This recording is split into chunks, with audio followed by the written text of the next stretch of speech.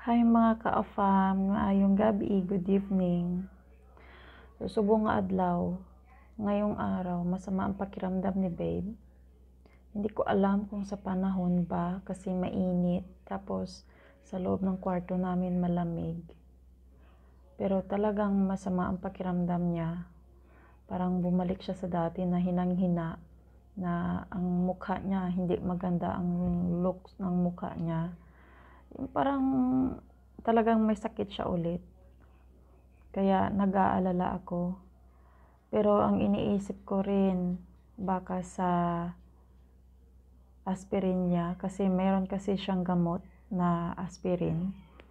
Tapos, bago siya nasugod sa ospital, tinigil niya yung gamot na yun na aspirin. Yung aspirin na yun, nakaranas kasi siya ng stroke noon. So, parang ang aspirin ay nagiging maintenance niya na. Kaso, tinigil niya ang pag-inom ng aspirin kasi tinutubuan siya ng yung mga dugo-dugo sa kamay o kaya dito sa ulo, may bibig banda sa ilalim, legs. Tinutubuan siya ng ganyan kaya tinigil niya. Itong mga nakaraang weeks, okay naman siya. Iniinom niya ang aspirin niya.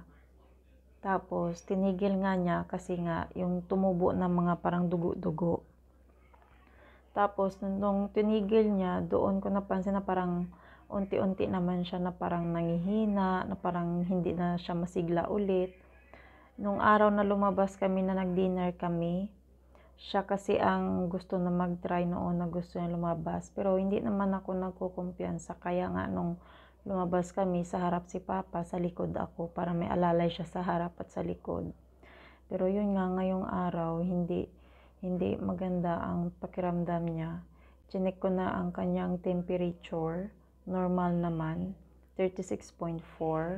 Pero mainit siya, tapos pinagpapawisan talaga siya. Ngayong gabi, binigyan ko na siya ng aspirin. Titingnan ko bukas kung ano ang magiging pakiramdam niya. Love you, babe. Okay, darling. All right. Yep.